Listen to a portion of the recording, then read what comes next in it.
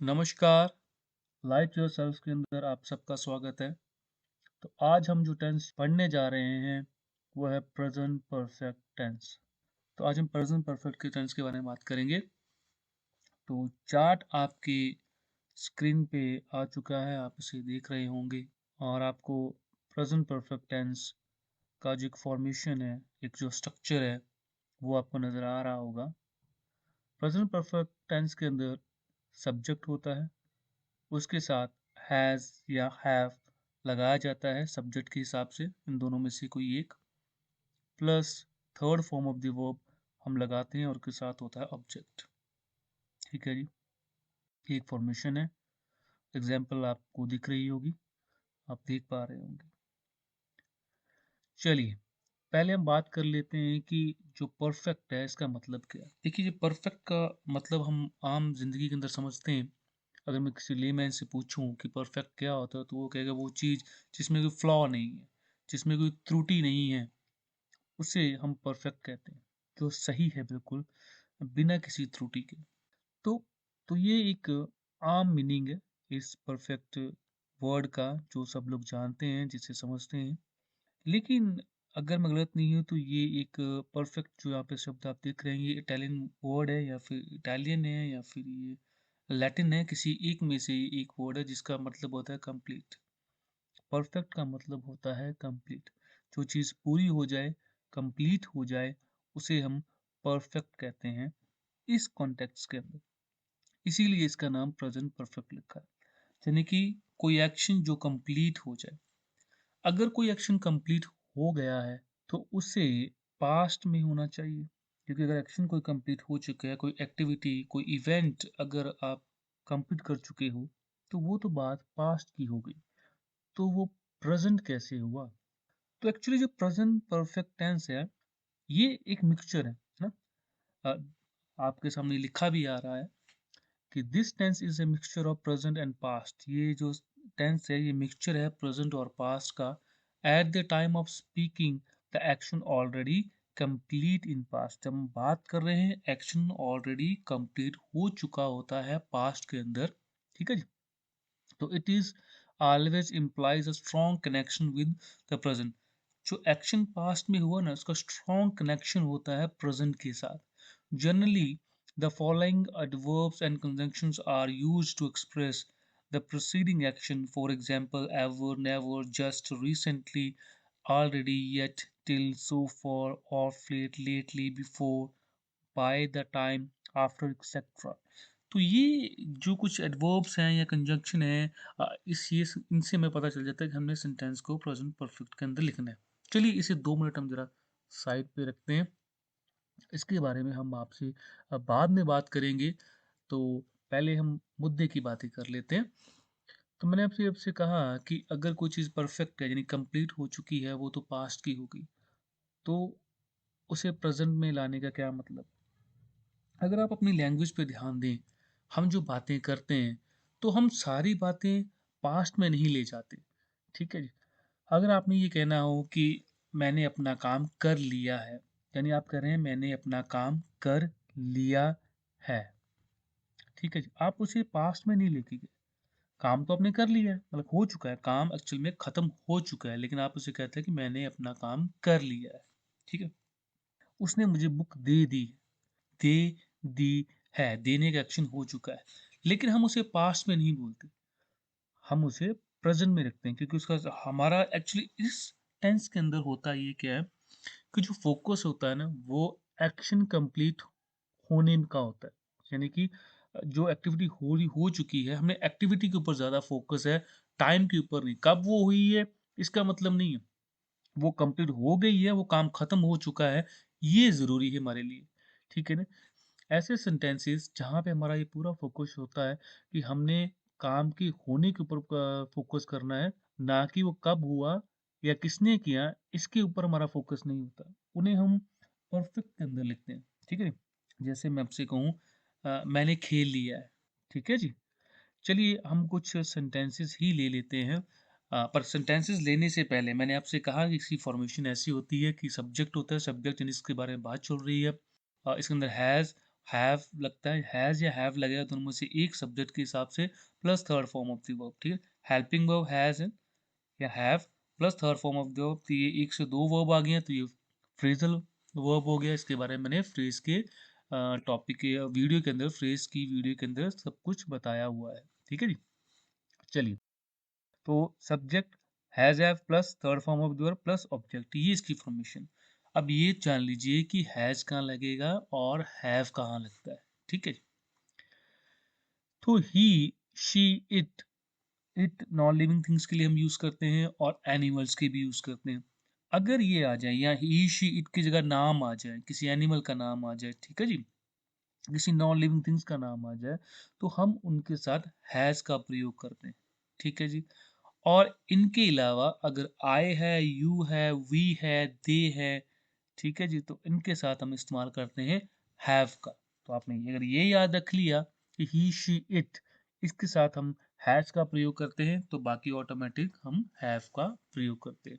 चलिए, अब देख लेते हैं कुछ सेंटेंसेस और जानते हैं इस टेंस के बारे में और गहराई से। तो मेरा फर्स्ट सेंटेंस है वी हैव प्लेड, यानी कि हम खेल चुके हैं।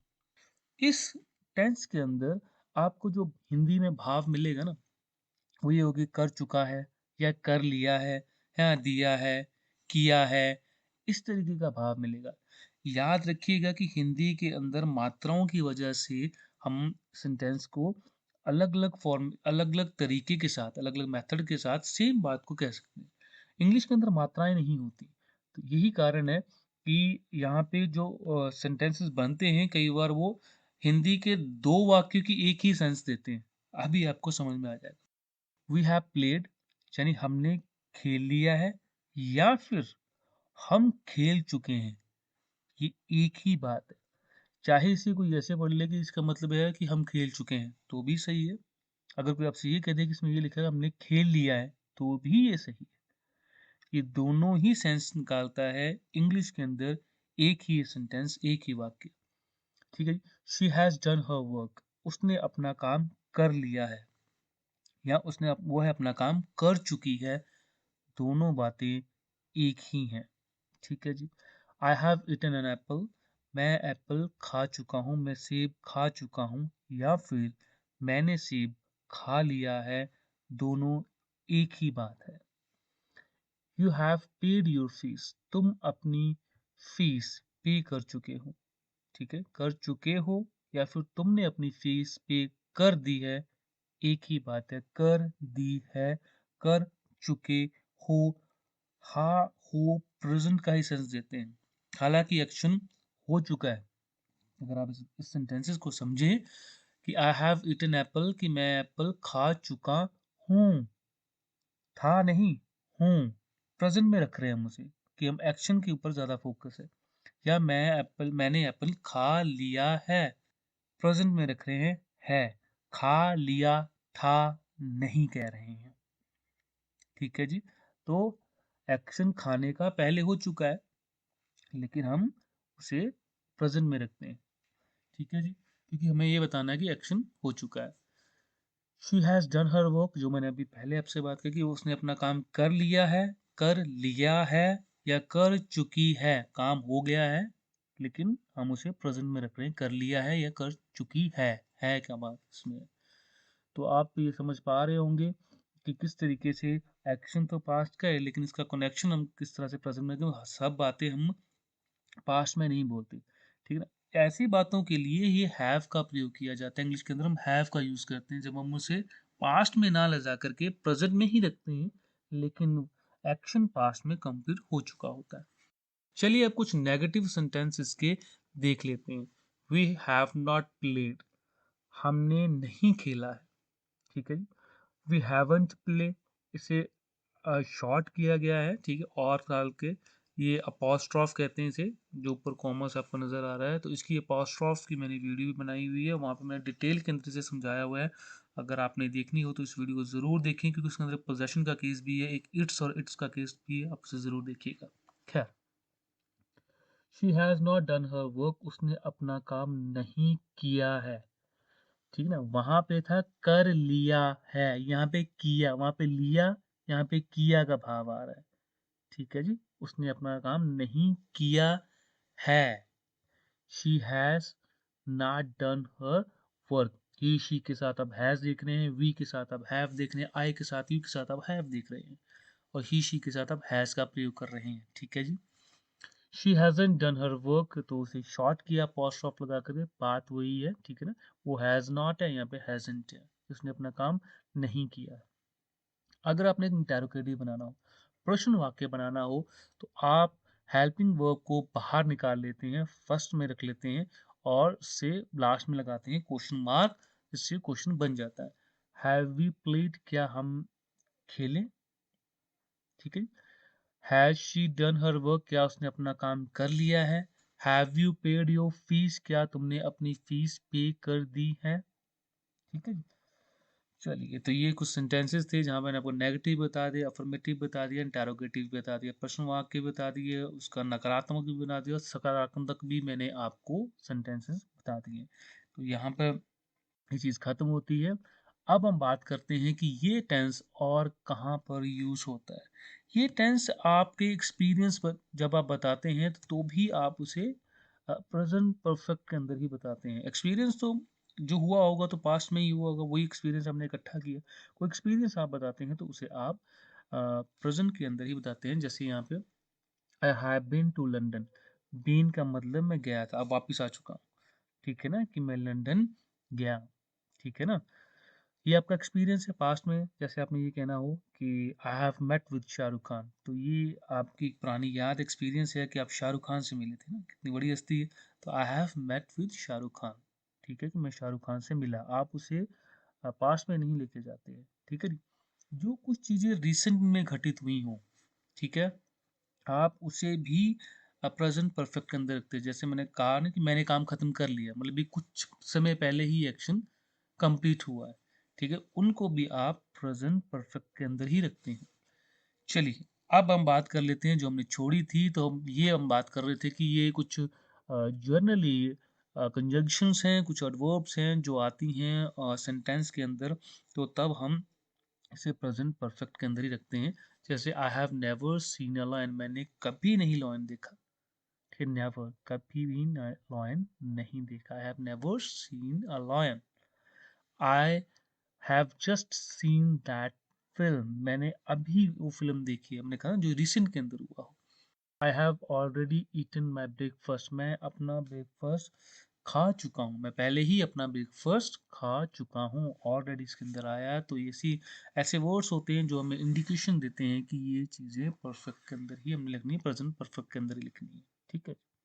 और अगर आपको टू एक्सप्रेस दैट सिचुएशंस, अगर आपने सिचुएशंस को एक्सप्रेस करना है जो पास्ट में स्टार्ट हुई थी लेकिन वो अभी तक कंटिन्यू हो, तो उसे भी हम प्रेजेंट परफेक्ट के अंदर लिखते हैं। एग्जाम्पल देखते हैं, आप बेहतर समझेंगे। We have lived in this house for 10 year, हम इस घर में 10 साल रहे हैं। ठीक है। अब यहाँ पे फॉर आया हुआ है। फॉर और सिंस का प्रयोग आप परफेक्ट कंटिन्यूस के अंदर देखेंगे। ठीक है जी। ये सिर्फ परफेक्ट है, प्रेजेंट परफेक्ट है, वो है प्रेजेंट परफेक्ट कंटिन्यू टेंस। ठीक है ना, जहाँ पे ये होता है कि चीजें पास्ट में शुरू हुई हैं लेकिन अब तक खत्म नहीं हुई, वैसी बातों के लिए हमने प्रेजेंट परफेक्ट कंटिन्यू टेंस रखा हुआ है। उसके बारे में हम स्टडी करते हैं, जहाँ पे हम सिंस और फॉर का प्रयोग करते ही करते हैं क्योंकि उसके अंदर टाइम होता है। फिर हमने यहाँ पे क्यों किया, अब ये चीज को समझते हैं। इसी के नीचे मैंने लिखा हुआ है जो अगर ये सेंटेंस प्रेजेंट परफेक्ट कॉन्टिन्यूस के अंदर होता तो कुछ इस तरह से होता। We have been living in this house for 10 years, हम 10 साल से इस घर में रह रहे हैं। ठीक है। लेकिन जो मैंने ऊपर कहा आपसे, we have lived in this house for 10 years, हम 10 साल से इस घर में रह रहे हैं। ठीक है जी। ऊपर ये बन रहा है कि हम 10 साल इस घर में रहे हैं, रह नहीं रहे, रहे हैं इस घर के अंदर, इस घर में 10 साल हम रहे हैं, वहां पे रह रहे हैं। 10 साल से रह रहे हैं मतलब अभी भी रह रहे हैं। एक और देखते हैं। I have known her since I was a child. मैं उसे तब से जानता हूँ जब मैं बच्चा था। अब यहाँ पे सिंस आया है, ठीक है ना। अब आप इस सेंटेंस के अंदर देख रहे हैं कि इसमें आया सिंस, तो ये तो फिर जो सिंस है वो तो प्रेजेंट परफेक्ट कॉन्टिन्यूस के अंदर यूज होता है, ठीक है ना। अगर अगर ये सेंटेंस वैसा होता, क्योंकि सिंस वहाँ यूज होता है, तो फिर आईएनजी यहाँ पे लगना चाहिए था। इसी के नीचे मैंने बनाया हुआ है, आप देखिए पहले। I have been knowing her since I was child. ठीक, तो ये तो भाई बन ही नहीं रही है इसकी बात की मैं जब छोटा था तब से उसे जान रहा हूँ। क्या जान रहा हूँ, ये तो कोई सेंस बनता नहीं। सिंपल सी बात है कि जो आपका प्रेजेंट परफेक्ट कॉन्टिन्यूस टेंस है ना, उसके अंदर आईएनजी लगता है। यहाँ पे कोई आईएनजी नहीं लग रहा है, ठीक है ना। लेकिन टाइम है या पॉइंट ऑफ टाइम है तो हमें सिंस और फोर का प्रयोग करना पड़ रहा है। अब मैं पिछले 10 साल से रहा हूँ तो यहाँ पे फॉर तो लगाना पड़ेगा क्योंकि टाइम आ गया, ठीक है। पहले रह नहीं रहा हूँ। दूसरी बात, मैं उसे बचपन से जब मैं बच्चा था तब से जानता हूँ। जान रहा हूँ का सेंस नहीं है, यहाँ पे कोई आईएनजी नहीं है, लेकिन एक पॉइंट ऑफ टाइम है दोनों के अंदर। तो इस वजह से हम इसे प्रेजेंट परफेक्ट के अंदर लिखते हैं। आप भावों को समझेंगे तो आपको ज़्यादा बेहतर लगेगा, ठीक है जी। चलिए, अब हम नेक्स्ट बात करते हैं कि ये टेंस तब भी यूज होता है जहां पे पास्ट का एक्शन प्रेजेंट के साथ रिलेटेड हो, ठीक है ना, उनका कनेक्शन बहुत डीप हो। चलिए, अब हम जरा कुछ इसके एग्जांपल्स देख लेते हैं।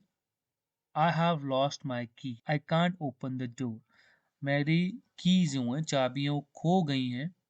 I can't open the door, मैं दरवाजा नहीं खोल सकता, ठीक है। आप दरवाजे के सामने खड़े हैं और आपकी की खो चुकी है, आप खोल नहीं पा रहे हैं, ठीक है ना, प्रेजेंट के अंदर। तो पास्ट के अंदर की गुम हो चुकी है इस वक्त के अंदर। तो आप उसे पास्ट में ना बोल करके प्रेजेंट परफेक्ट मतलब प्रेजेंट के अंदर रखते हैं कि आई हैव लॉस्ट माई की, कि मैं अपनी की खो चुका हूँ, गुम हो गई है और मैं डोर ओपन नहीं कर पा रहा हूँ। दूसरा देखते हैं, Ram has broken his arm, he can't right. Ram की बाजू टूट गई है, वह लिख नहीं सकता, ये लिखा हुआ है। तो ज़रूरी नहीं है कि आप इन्हें इसी तरह से लिखें, आप इसे इस तरह से भी लिख सकते हैं। Ram's arm is broken, he can't right. Ram की बाजू ब्रोकन हो गई है, वह लिख नहीं सकता। आप इस तरीके से भी इसे लिख सकते हैं। देखिए, हमने इंग्लिश सीखनी है, इंग्लिश लिखनी है, तो हमारे पास सिर्फ एक ही फॉर्मेट नहीं होता अपनी बात को कहने के लिए। We have a different format, हमारे पास अलग अलग तरह के फॉर्मेट होते हैं। आप अपनी बात को इस तरीके के साथ भी रख सकते हैं। यह पैसिव वॉइस है जहाँ हमने इज और उसके साथ third form of the verb use किया है। राम्स यानी राम की आर्म्स, अपॉस्ट्रॉफ है, अपॉस्ट्रॉफ की वीडियो बनी हुई है, आप उसे देखिए, आपको बहुत अच्छा लगेगा। आर्म्स इज ब्रोकन, टूट गई है, इज है, ठीक है ना, passive voice. He can't right, वो लिख नहीं सकता, ठीक है। तो ये नहीं है वही याद करना है कि कौन सा पास्ट के अंदर है, वो प्रेजेंट के अंदर लेट हो रहा है कि नहीं, नहीं, आपने सिर्फ भावों को समझना है। आप इस तरीके से भी अपनी बात को कह सकते हैं। अब मोस्ट इम्पोर्टेंट बात ये है कि अब हमें ये देखना है कि जो आपने हैज हैव पढ़ा है, ठीक है, अक्सर पढ़ाते टाइम लोग ऐसा कहते हैं कि चलिए आपको पता लग गया कि कहाँ कहाँ यूज होने हैं, कैसे इसकी फॉर्मेशन है, कैसा स्ट्रक्चर है। तो आप जब भी इस तरह से पहचान लेंगे, हैव आएगा, third form of the verb आएगा, तो आपको पता लगेगा प्रेजेंट, ये टेंस किसका है, प्रेजेंट परफेक्ट का है। तो क्या ये बुक में ऐसा होता है क्या?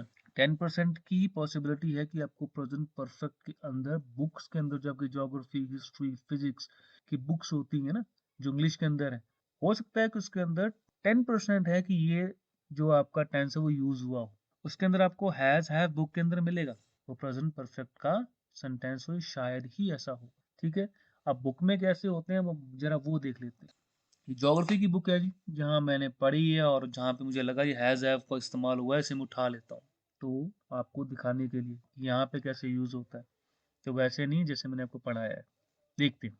इन the chapter 2 we have studied time zone. Chapter 2 के अंदर हम टाइम जोन पढ़ चुके हैं। वी हैव, हम हैव स्टडीड पढ़ चुके हैं, ठीक है। While fixing the time zone, the time at Greenwich has been selected as the mean time. ये देखिए, Greenwich, ठीक है, has been selected as a mean time. Greenwich का टाइम मीन टाइम के लिए सिलेक्ट किया गया है। ये पैसिव वॉइस है। हैज का प्रयोग आप साथ में देख रहे हैं, सिलेक्टेड भी है, third form of the verb, लेकिन बीच में आया है बीन। ठीक है ना, ये एक पैसिव वॉइस है। और हमने ये देखा था कि परफेक्ट के अंदर हैज हैव लगेगा प्लस साथ में third form of the verb आएगा, बीन नहीं आता। तो यहाँ पे बीन आया हुआ है, तो ये आपके प्रेजेंट परफेक्ट का टेंस का सेंटेंस नहीं है। ये पैसिव वॉइस किया गया है, ग्रीनविच टाइम को लिया गया है, मीन टाइम। आगे देखते हैं। The scientific instruments which record these waves have enabled scientists to know about the density, pressure, temperature of the interior of the earth. ठीक है जी, इसी कहा है कि जो साइंटिफिक इंस्ट्रूमेंट्स है ना, जो रिकॉर्ड करते हैं वेव्स को, वेव्स कौन सी, जो भूकंप आता है, जो तरंगे निकलती हैं उन्हें, वो वाली वेव्स को सिस्मिक वेव्स कहते हैं उसे। द वेव्स हैव, वेव्स आया इसलिए हैव भी आ गया ज्यादा ही। ठीक है, वेव होता तो हैज आता है यहाँ पे, अगर एक का एक होता तो। ठीक है जी, इसमें ये भी है। वो तो ही शी वो तो अलग बात है, अगर एक से ज्यादा हो तो हम हैव का प्रयोग करते हैं, सिंगल हो तो हैज का प्रयोग करते हैं। तो वेव्स हैं ज्यादा है तो हैव आ गया, हैव इनेबल। जो साइंटिफिक इंस्ट्रूमेंट्स होते हैं विच रिकॉर्डेड, जो वेव्स को रिकॉर्ड करते हैं, हैव इनेबल, वो इनेबल करते हैं, योग्य बनाते हैं साइंटिस्ट को टू नो, पता चल सके कि डेंसिटी क्या है अर्थ की, प्रेशर क्या है, टेम्परेचर क्या है अंदर का, इंटीरियर। ठीक है जी, आगे देखते हैं। To overcome the confusion while allowing the interplay of nature forces to operate, the earth has been divided into 24 zones. तो सीधी सीधी आपको ये बात बताऊं कि अर्थ को 24 जोन्स के अंदर बांटा गया है। सिर्फ इस earth has been divided into किया गया है, पैसिव वॉइस हैज लगा है क्योंकि अर्थ एक है, हैज लगा हुआ है, बीन साथ में लग गया है डिवाइडेड थर्ड फॉर्म में। तो ये जो स्ट्रक्चर है ना, आपके प्रेजेंट परफेक्ट का नहीं है, क्योंकि वहां पे आता है सब्जेक्ट, अर्थ आता, हैज आता, सीधा थर्ड फॉर्म आती तो बनता है। लेकिन इसमें यहाँ पे बीच में आया हुआ बीइंग, तो ये आपका पैसिव वॉइस है, गया है, बांटा गया है। ठीक है जी, आगे देखते हैं। देख लें आप, अब देख पा रहे हो कि हैज हैव लग रहा है बट वो पैसिव वॉइस है, आपके परफेक्ट के सेंटेंस नहीं है। occurrence of a day and night are caused by, ठीक है, are caused, are के बाद third form of the verb passive voice है, are caused by rotation of the earth on its axis। तो are के बाद ये बना था ना third form of the verb है, तो इसके ऊपर मैंने इज आर एम की वीडियो बनाई है, उसे आप देख लीजिए। क्योंकि इज आर एम अगर टेंस की बात करूँ तो सिर्फ प्रेजेंट कॉन्टिन्यू के अंदर ही यूज होता है। ठीक है ना, लेकिन बुक्स के अंदर कॉन्टिन्यूस का कोई सेंटेंस मिलता ही नहीं है। तो ये इज आर एम की मैंने सेपरेट वीडियो बनाई हुई है जहाँ पे बताया हुआ है कि किस तरह से यूज़ होता है बुक्स के अंदर। आप प्रेजेंट कॉन्टिन्यू की भी देखिए, जैसे ये आप देख रहे हैं, तो आपको बहुत अच्छा लगेगा कि और ज़्यादा क्या कहते हैं कि एक आपकी और ज़्यादा अंडरस्टैंडिंग बढ़ेगी। चलिए, this is because the part of the earth which face the sun have a day, लिखा हुआ है have day, and which do not face the sun have night. अब यहाँ पे भी हैव आया हुआ है, ठीक है ना। तो हैव की एक मैं सेपरेट वीडियो अलग से बना दूंगा जहाँ पे डिफरेंट यूज ऑफ हैव के आपको पता चलेंगे। एक तो ये है यहाँ पे हेल्पिंग वर्ब की तरह काम कर रहा है, पर कहीं कहीं मेन वर्ब की तरह भी काम करता है। तो हैविंग के ऊपर, हैव के ऊपर एक सेपरेट वीडियो मैं बना दूंगा, आप उसे ज़रूर देखिएगा कि किस तरह से डिफरेंट यूज होते हैं हैव की। तो ये यहाँ पे हैव हेल्पिंग है, तो ये वो वाला हैव नहीं जो आप समझ रहे पा रहे हैं।